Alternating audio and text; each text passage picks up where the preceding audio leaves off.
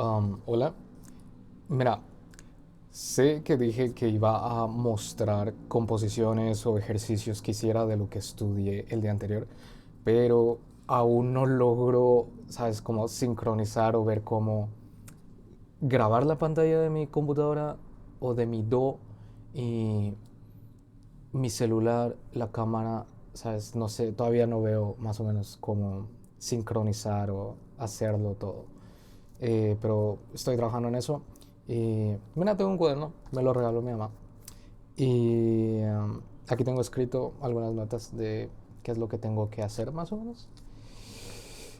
Entonces, ayer estudié mezcla. Como sabes, estoy empezando a aprender más o menos desde cero mezcla, guitarra, canto.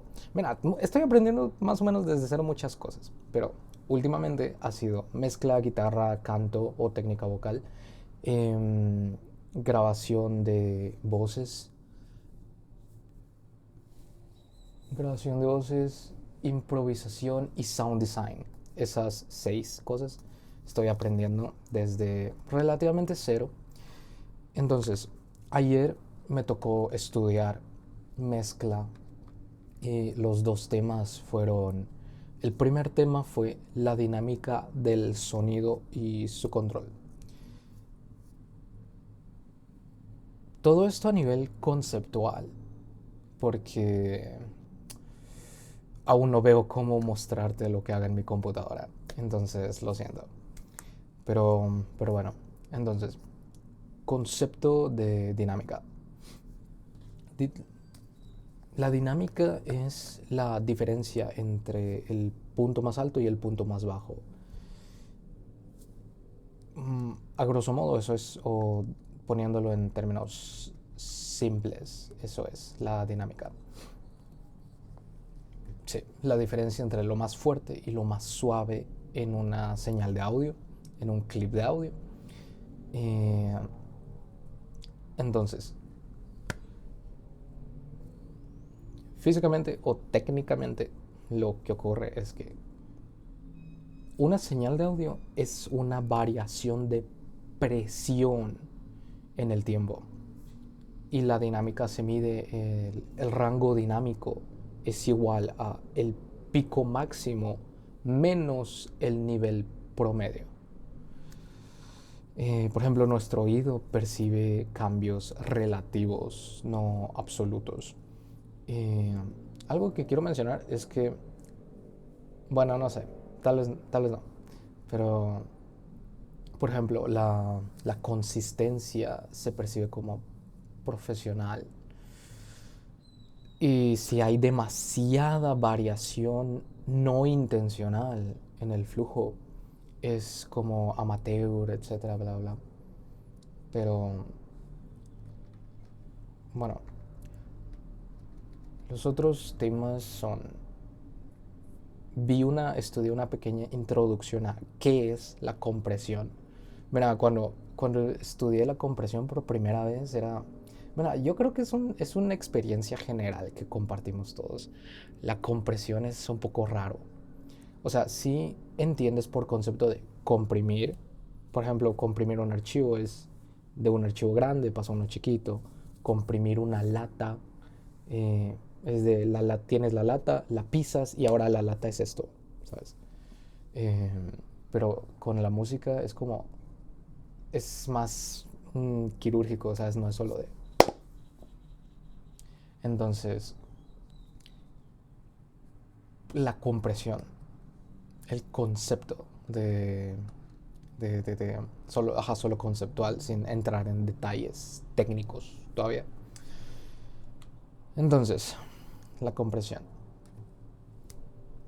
es reducir el rango dinámico, acercar lo más fuerte o lo más alto a lo más suave. Que ayer sé que dije que conceptual, pero me puse a jugar con, por ejemplo, el Fruity Limiter, eso que en modo de compresión. Y, y si cuando comprimes los picos son más pequeños, pero no solo eso, sino que ahora están más cerca del cuerpo. Entonces, al normalizar, digamos, la señal de, por ejemplo, antes de procesarla llegaba a menos 12 dBs. Y lo comprimiste y ahora estaba en menos 17 dBs. Entonces compensas y le das una ganancia de más 5 para que llegue otra vez a menos 12. Ahora se siente como que depende de qué hagas también, del ataque, el release, bla, bla, bla. Vas a sentir como más cuerpo, más impacto. O sea, si conservas las transientes. Pero bueno, eso ya es parte técnica que no debería estar hablando. Porque no la entiendo totalmente. Sí, no termino de entenderla. Pero el punto es que la dinámica afecta el cómo se siente una canción, el cómo se percibe. Por ejemplo, el groove o los drums, que es la parte rítmica. Porque, mira, yo apenas estoy aprendiendo y ahorita que estoy aprendiendo me doy cuenta de, mira, lo terrible que era, por ejemplo, mi control de dinámica en beats o en otras cosas que, por ejemplo, recuerdo tal vez hace como año y medio que empujaba los niveles por el techo, todo rojo, y al final se escuchaba plano, o sea, se escuchaba, ¿sabes? Como que ya ni siquiera se escuchaba fuerte, se escuchaba solo como, no sé, como estaba a máximo volumen, pero no se escuchaba fuerte. Entonces, porque la dinámica era inexistente, ¿sabes? Me la había cargado. Era, no había dinámica, no había dinámica. Em, entonces, estar aprendiendo esto me ayuda demasiado, porque ahora ya, ¿sabes? Me doy cuenta de mis errores, las cosas que hago mal y cómo mejorar, cómo cambiar, cómo arreglarlas. Eh, por ejemplo, lo que estaba mencionando. Eh, hmm, por ejemplo, Eh, una mezcla plana tiene un RMS constante, que todavía no termino de entender. RMS, LUFS, Short Term, Average. No termino de entender. Mira, son un montón de cosas. Por ejemplo, abres creo que ¿cómo se llama? Es este plugin. Es Julien Matters. Julien, creo que es ese. Eh, tiene un montón de parámetros que todavía no termino de entender. Pero, ajá, por ejemplo, cuando hacía un beat, el verso y el coro estaban al mismo nivel. No había, ¿sabes? Es como tenías el clip o el audio, o sea, o el beat completo, y no podías distinguir el cambio entre secciones solo viéndolo, ¿sabes? Porque todo estaba al mismo nivel y con la misma densidad. Entonces, wow, o sea, es un error. Pero, por ejemplo, una mezcla más profesional o una mezcla con contraste, una mezcla que no es plana, ¿sabes? Tiene ese control, ese detalle en cada pista y un control, no solo en cada pista, sino también macro entre secciones. Y obviamente existe el contraste intencional, no es accidental o lo que sea. Pero, pero bueno, eso es. Ajá. Solo a nivel conceptual, en la dinámica del sonido. Todavía no lo veo a profundidad como lo que mencionaba de la compresión de attack, release, gain, saturación, um, attack, release, threshold, el ratio, eh, y no recuerdo qué más, pero gate, no estoy seguro, pero bueno, el punto es que el otro tema era el panorama estéreo y la espacialidad, que en beatmaking recuerdo haberlo estudiado, que entonces ya es más, por ejemplo, mono. Mono es básicamente el centro, estéreo es básicamente a los lados, o sea, izquierda, derecha. Y, por ejemplo, el panorama estéreo. Um,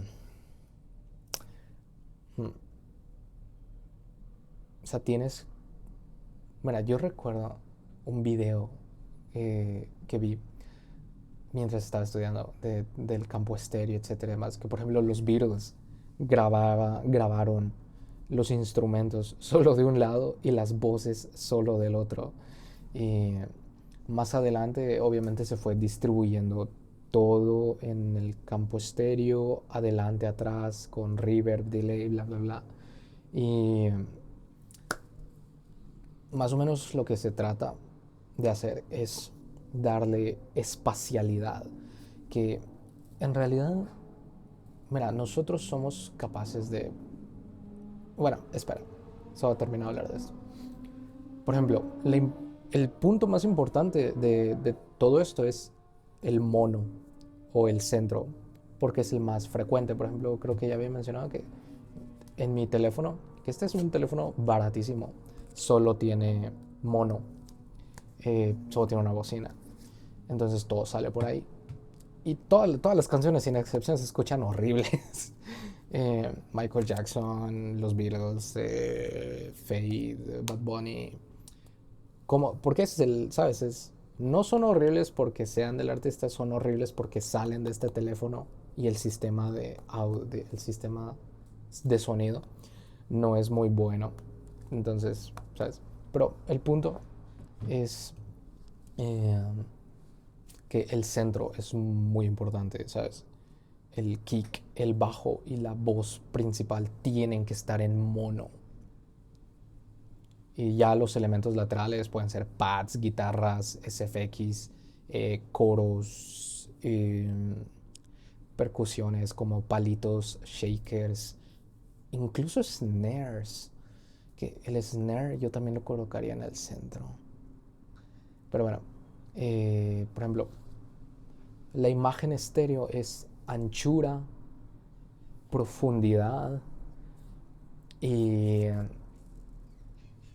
el cómo colocas los elementos o cómo los distribuyes.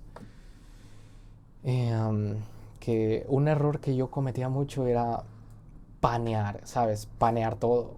Que un 80 o un 100% de paneo en, no sé qué te digo yo, en un piano o en un pad o ¿cómo se llama? En percusiones.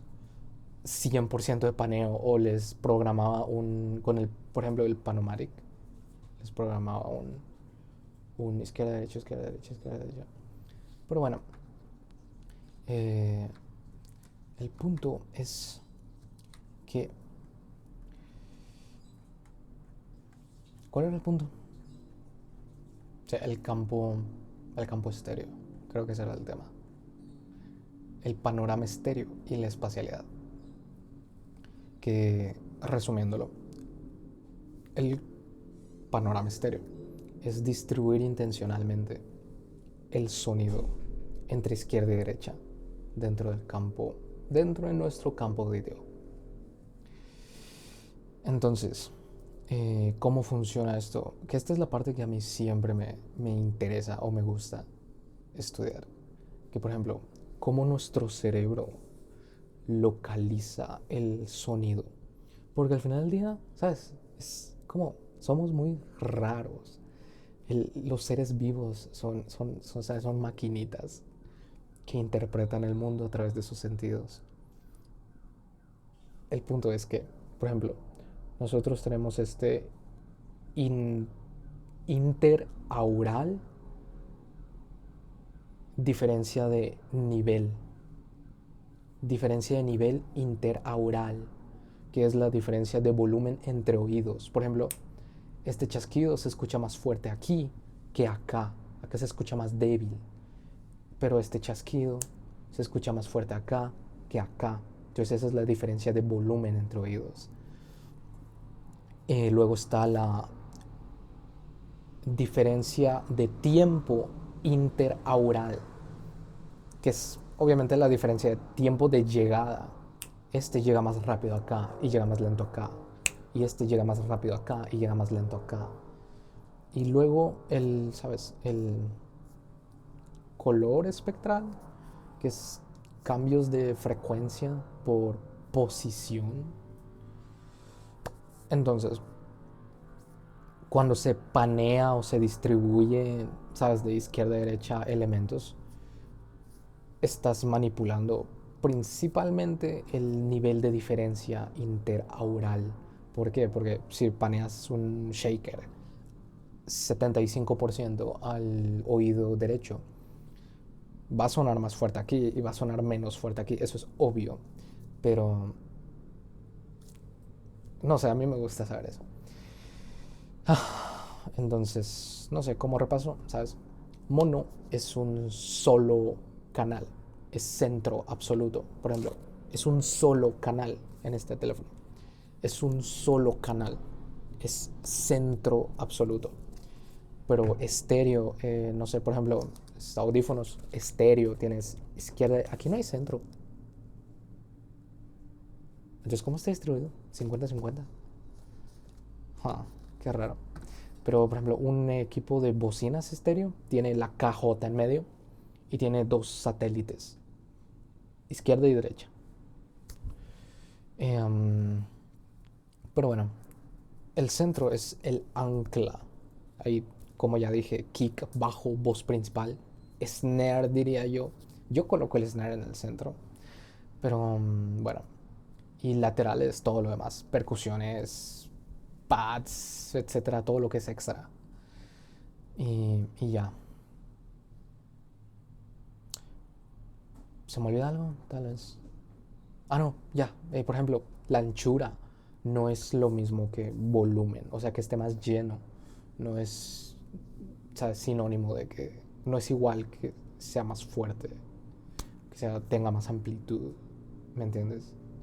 Eh, Puedes tener algo fuerte, pero estrecho. Entonces, eh,